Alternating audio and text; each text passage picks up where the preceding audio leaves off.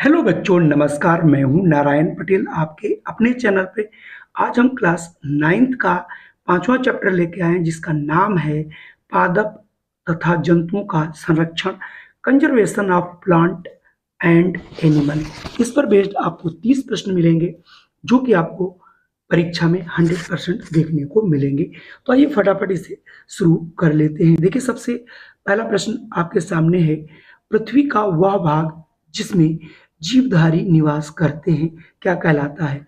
Lithosphere, globe, hydrosphere या फिर biosphere? तो ये बायोस्फीयर है क्योंकि बायोस्फीयर में हम सभी लोग रहते हैं, जो निचला हिस्सा होता है वायुमंडल का। चलिए बढ़ते हैं अगले प्रश्न पर। अगला प्रश्न है, वनों उन्मूलन से वातावरण में किसका स्तर बढ़ जाता है? अगर हम वनों की कटाई करेंगे तो सबसे अधिक स्तर यहाँ पर किस चीज का बढ़ेगा? ओजोन का, कार्बन डाइऑक्साइड का, ऑक्सीजन का या फिर जल वाष्प का? निश्चित तौर पे जब पेड़ पौधे नहीं होंगे, तो पेड़ पौधे जब नहीं होंगे तो यहाँ पर प्रकाश संश्लेषण की क्रिया नहीं होगी, जिससे हाइड्रोजन सॉरी ऑक्सीजन की मात्रा घटेगी और कार्बन डाइऑक्साइड की मात्रा जो है वो बढ़ जाएगी। क्लियर हो गया? तो यहाँ से ऑप्शन बी वाला सही होगा।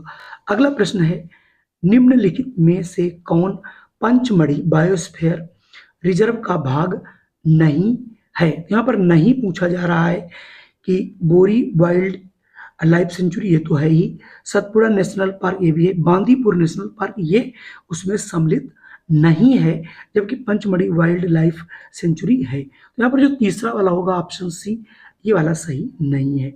चौथा प्रश्न आप देखिए, विश्व का सर्वाधिक तेजी से नष्ट हो रहा प्राकृतिक संसाधन है क्या? जल है, मृदा है, सूर्य का प्रकाश है या फिर वन है? तो निश्चित तौर पे जनसंख्या बढ़ने से सदैव यह जो हमारे वन है ये घट रहे हैं, औद्योगिकरण बढ़ रहा है और वहां पर बस्तियां भी बसाई जा रही हैं।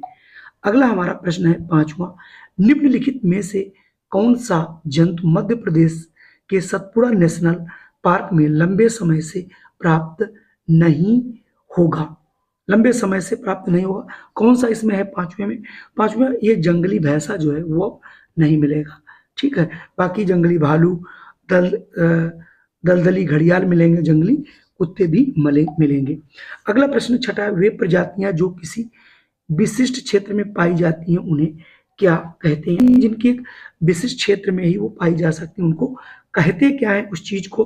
तो मैं आगे इसके ऑप्शन पढ़ के आपको बताता हूँ। तो इन स्पेसीज का नाम क्या है? Epidemic species, pelagic species, pandemic species, endemic species.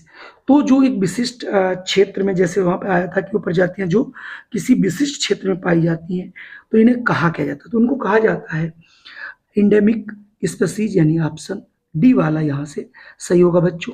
प्रवासी पक्षी जो प्रतिवर्ष कुछ महीनों के लिए साइबेरिया से भारत आए हैं, तो साइबेरिया से अक्सर कौन सी चीज यहाँ आती है?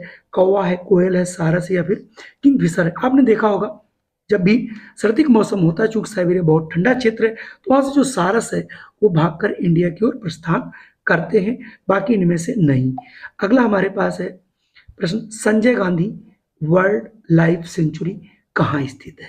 तो ये 8वें का प्रश्न था। राजस्थान में है, मध्य प्रदेश में, मणिपुर में या फिर महाराष्ट्र में है? और अगर आपने आंसर चुना है महाराष्ट्र तो बिल्कुल सही है। अगला प्रश्न है, निम्नलिखित में से किस क्रियाकलापों को समय के साथ नहीं रोका गया तो समुद्र का जल स्तर बढ़ने से निचले समुद्र के किनारे डूब जाएंगे?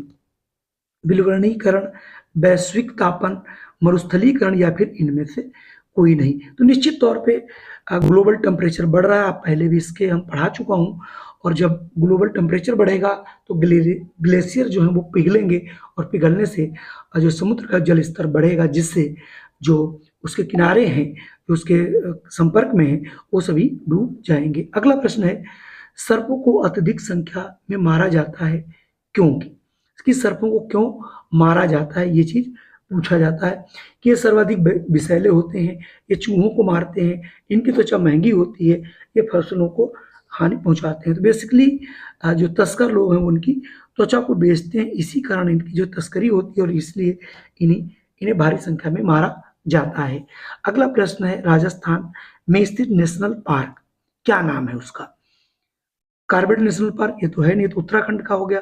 कान्हा ये भी नहीं है असम का। सतपुड़ा नेशनल पार्क है, और शारिका नेशनल पार्क। तो गेरा जो है यहाँ पे डी वाला होगा, सारिका नेशनल पार्क, यानी ऑप्शन डी वाला आपका सही होगा। चलिए बढ़ते हैं अगला प्रश्न है, निम्नलिखित में से कौन सा वन्य जीव भारत की रेड डाटा बुक में सूचीबद्ध नहीं है, यानी खतरे में नहीं आ रहा है, ये आपको बताना है कि काली बदक, उड़ने वाली गिलहरी, चीता या फिर तेंदुआ।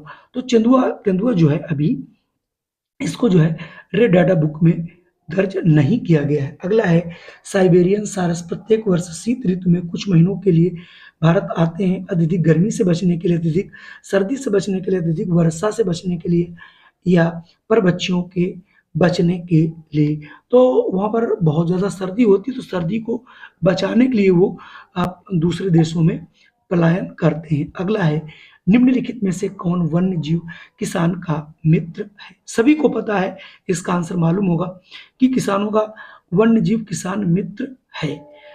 हिरन, चूहा, सर्प और जंगली भैंसा। ये तो नुकसान पहुंचाता है हिरन भी, लेकिन सर्प जो है वो उसको नुकसान नहीं पहुंचाता, उसका मित्र कहलाता। तो यहाँ से ऑप्शन सी हो जाएगा। और कभी कभी यहाँ पर आपको जो मित्र के रूप में मिलेगा वो केचुआ भी देखने को मिलेगा ऑप्शन में। अगला आपका है निम्नलिखित में से कौन जंतुओं की विलुप्त जाति है?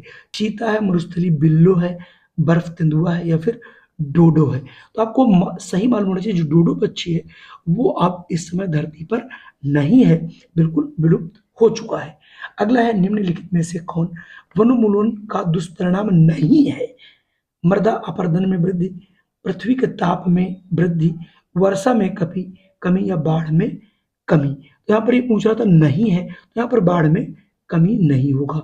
चलिए अगला प्रश्न है निम्नलिखित में से कौन पंचमढ़ी बायोस्फीयर रिजर्व के जंतु जगत का हिस्सा नहीं है? ये तो ऑप्शन पढ़ने पड़ेंगे, तो उसमें कौन से मतलब जानवर सम्मिलित नहीं है। चलिए मैं पढ़ देता हूँ ऑप्शन, फिर बता। आपके ऑप्शन है याक, तेंदुआ, नीला बैल या भौंकता हिरन।